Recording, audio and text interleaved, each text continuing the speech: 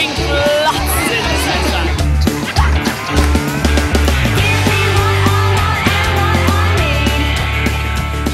When in the pub, man, or club, you will need a drink. Alcohol gives them that energy so that you can be like hyper.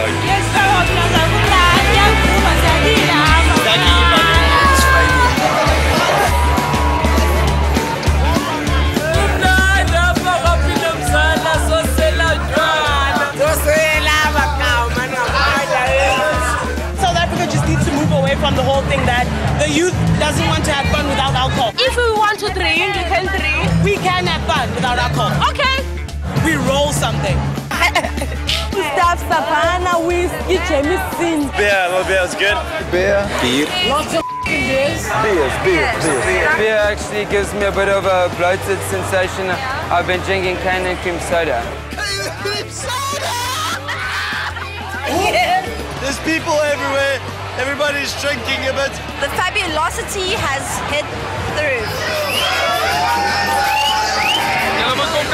I prefer wine. Narlene likes everything. How many black dudes do you know drink wine? We drink 43%, which is whiskeys and brandies. Are you gonna drink some more? Yes! It's the best way to have fun, to celebrate. I hope my father doesn't see this.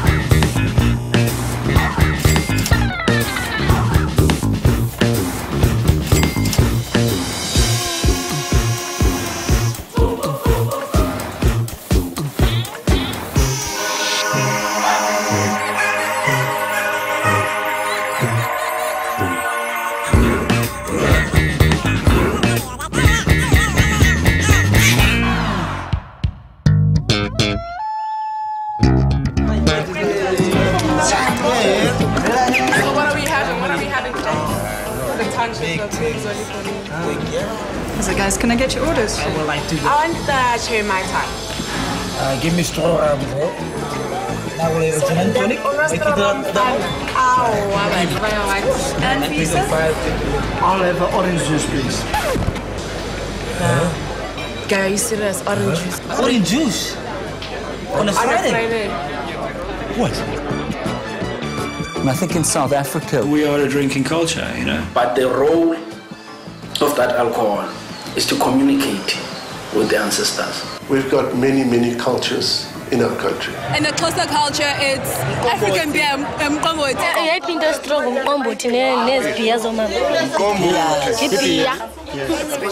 Bly in die Weskaap waar mense drink. It was the biggest drinking per capita in the southern hemisphere. They drink because to have at least a drink while you're at a social function seems to be the norm. You don't drink, why not? Are you saved? Are you a Muslim? Are you born again Christian? The university where I went to, you're indoctrinated into drinking.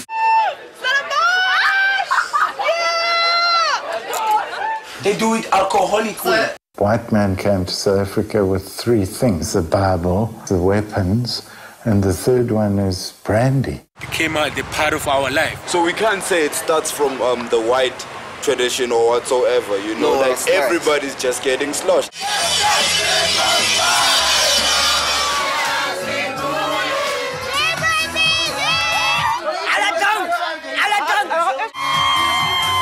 Just the culture, man. The culture, everyone's like having fun and all that. Ons hele te kultuur van drink. It's culture.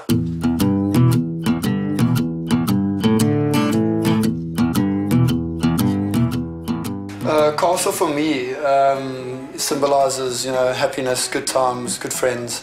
There's everything from these things that hold your keys to bottle openers. I mean, these over here are pretty cool. They're little, I don't even know what they're called, but if you push the light, it shines a castle symbol of a bottle onto a wall. If I do know anybody that's part of the promotion, then, you know, I do them a favour, they do me a favour, and, you know, if I can rig it, I will rig it. I don't even feel bad because you know, if anyone should get castle memorabilia, it should be someone that drinks a lot of castle. And as far as I know, I don't know anybody else that drinks more castle than me. And I mean, my friends and family, for that matter, will vouch that as well. Like weekends make it sound worse than it is. But on an average week, you're probably looking at about at least 25 litres. At least that's on an average week. There's some weeks where I've had a keg in a week. I mean, that's 50 litres. That's 100 drafts in a week. When I wake up in the mornings and I do have a hangover, my remedy for that is 2 Marpetals and a beer as soon as you wake up. The first beer is going to go down a little bit rough, but my saying is you've got to get through the first one to enjoy the second one.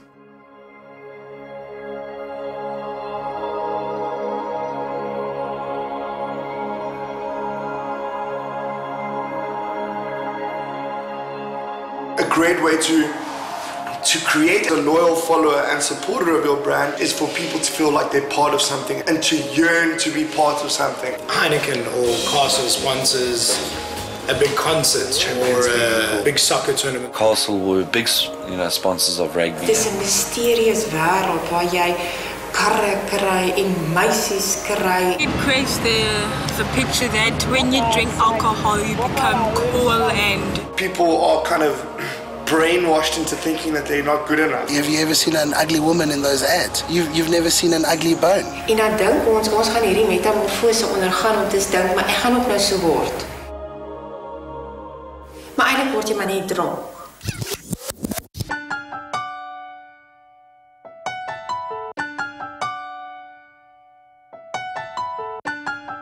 Today, young people are flirting with a poison every bit as deadly as that of the snake.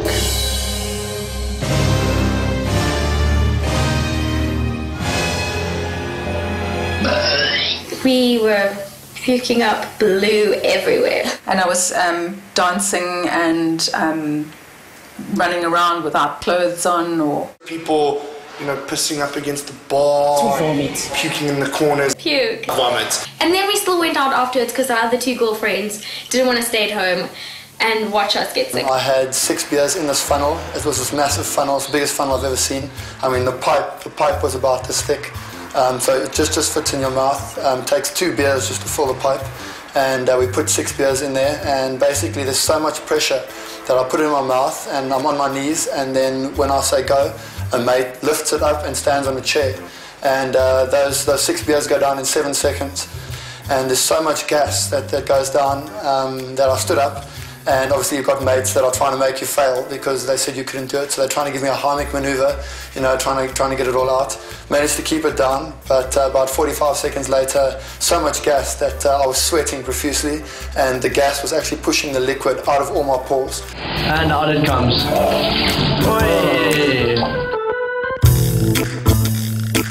Never drinking again.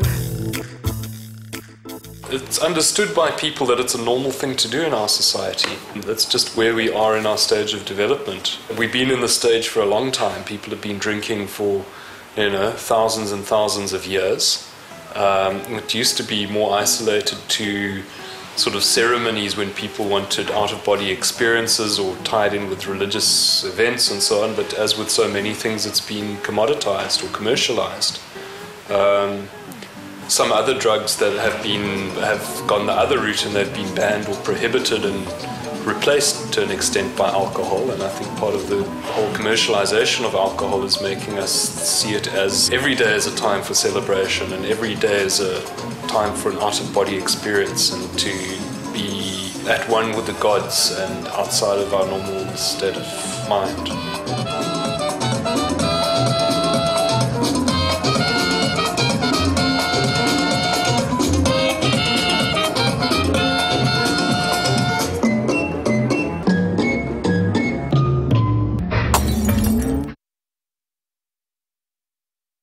South African drinkers are amongst the heaviest drinkers in the world, drinking on average 20 litres of pure alcohol per year. The only country I've ever seen where you are rewarded socially with mega kudos for successfully taking unnecessary dangerous risks when you are inebriated, as exemplified by the water cooler conversation. Hey, it was so screwed last night. I don't know how I got in the car. You don't know how you got in the car. I don't know how I got home. Any other country, people would be like, are you on what? Like, crazy. South Africa, oh, that's amazing. South Africa ranks within the top 3 heaviest drinking countries in the world, alongside the UK and the Ukraine, both well known for being serious binge drinkers. Somebody threw up in an ashtray in a restaurant 5 days ago. Are you kidding? I bet they'll get away with it. How did their friends react?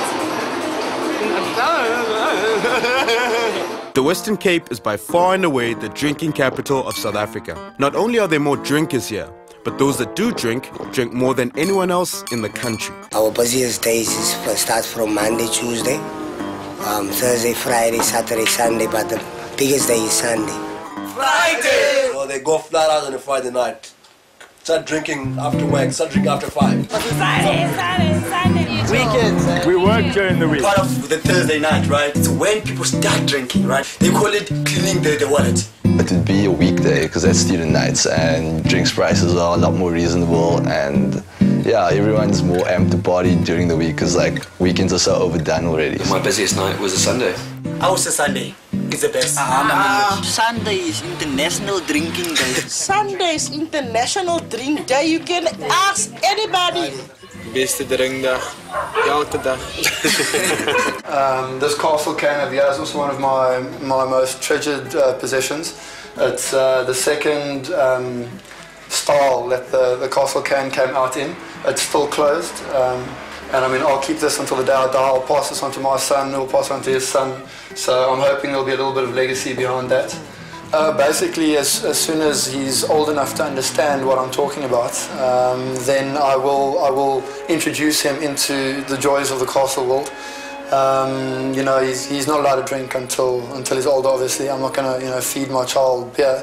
But when he is older, I want him to know that there's only one beer that he's going to drink, and that is Castle, if he wants to make his father proud.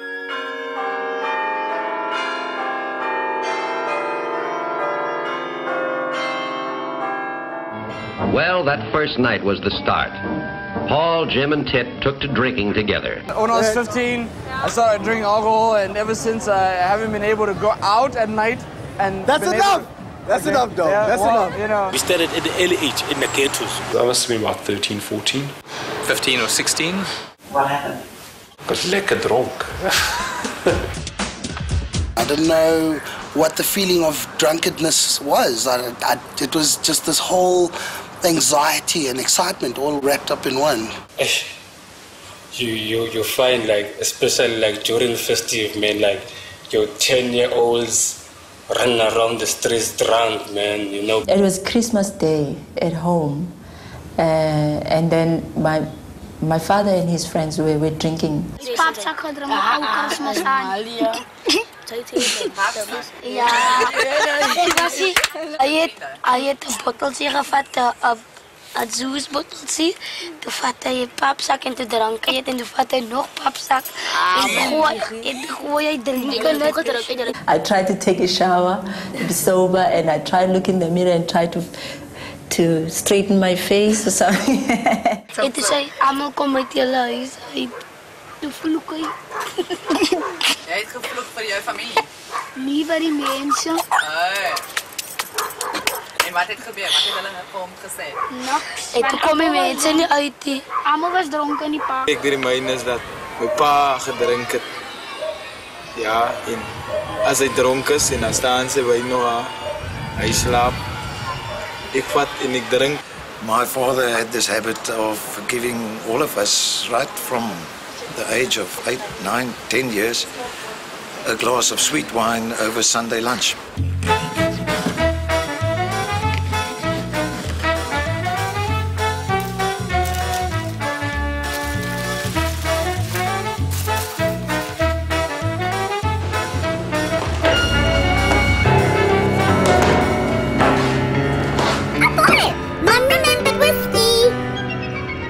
Soos jy kan opgroei, raak jy used to hy biergedrinkery en dan se like dis part van sy lewe. I personally think that's totally acceptable. And I think lots of people do that, and I think that's probably one of the best ways to be introduced to something like alcohol, is in a controlled environment, totally in moderation, and no pressure on you. But if you're exposing a child or a person who has little maturity how can you possibly expect them not to abuse it? Ideally, you would rather the children weren't being exposed to drug use as teenagers, and so I wouldn't advocate parents teaching their children to smoke cannabis, to drink alcohol, to take turk or heroin or anything. I just don't think it's advisable. If I would ask a beer from my father, he would kill me, man. What do you see as the difference between alcohol and other drugs?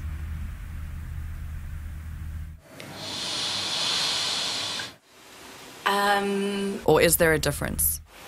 Very interesting point. When you drink, you get drunk. When you smoke, you get high.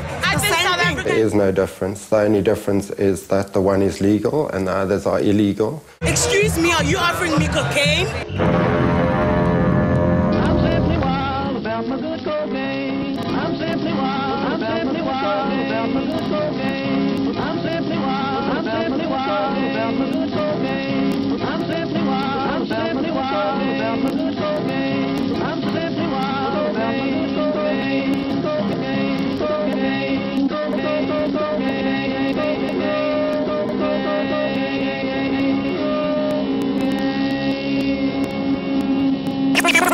I find alcohol is a drug, alright, but we could not consider marijuana as a drug. Drag it, man. Try anything once. Fly. You can't get a habit from weed. But then, alcohol is just as addictive as anything else. I could take Coke once in a month or once in 2 months. Why legalize alcohol and not Coke? Why legalize alcohol and not drugs? It does the same thing to you. What is a drug? It's a substance that is, one, mind-altering. It makes you intoxicated. Two, if you take it again and again and again, you build up tolerance. Therefore, you take 2 beers, couple of months 3 beers, couple of months 4 beers, then on to the 6-pack. Then later, after a couple of months or years, come Monday morning, after a heavy weekend, you get withdrawal symptoms. If you go rolling a cocaine, there's heavy after effects after that. Whereas where you're drinking wine or whatever, you know that the after effects is you having a massive headache in the morning. You drink and then you drive, what do you get, a car accident? Yeah, drunk driving, they like to fight to the police also.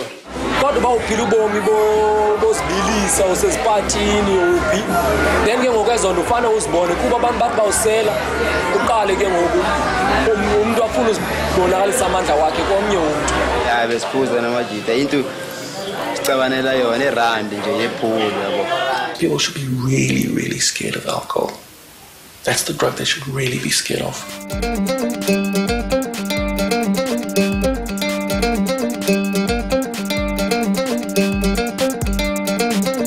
There's actually a recent study done in the UK where they've tried to recategorize drugs according to their harms, and alcohol is on the top of the list because of it's so ubiquitous. So many people take alcohol and it has such a wide range of harms.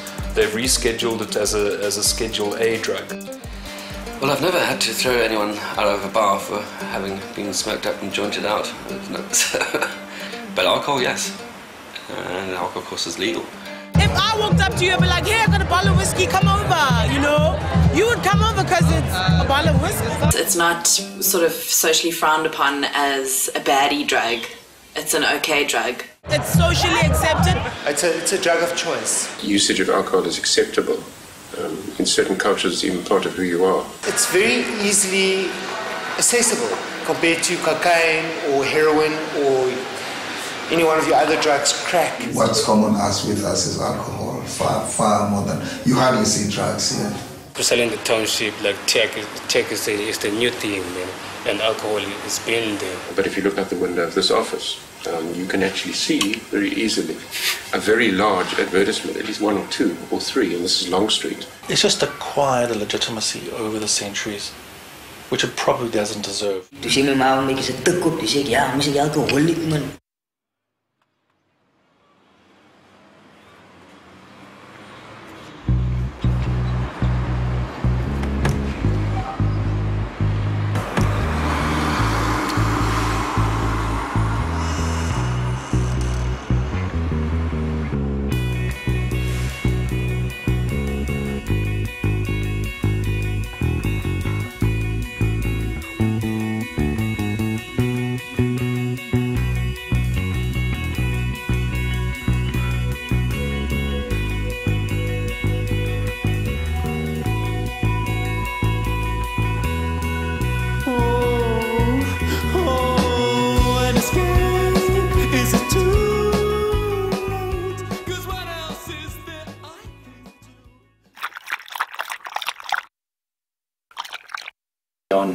average maybe 2 6-packs and a couple shots. In one night? Or? Yeah, in one night. No, maybe a bit more.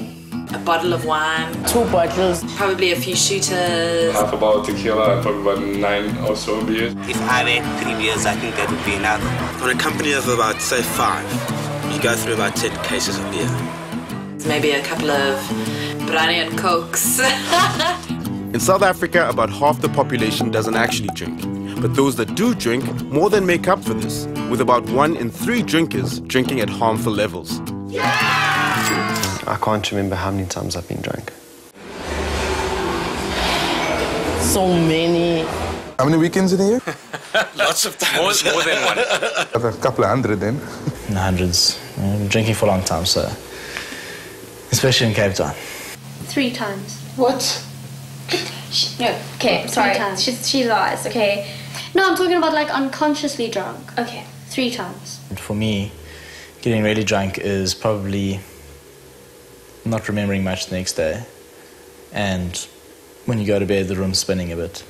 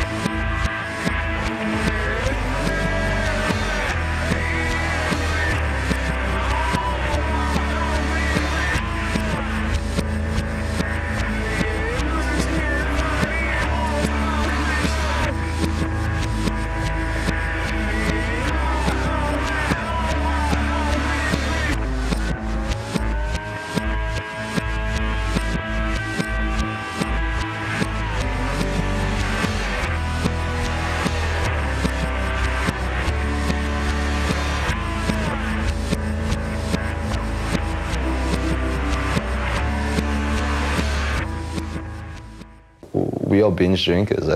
We do it because we can, and we do it because we want to get blasted. There's no other way of putting it. We're not drinking to have fun. We're drinking to have fun drunk. We're drinking to have fun drunk.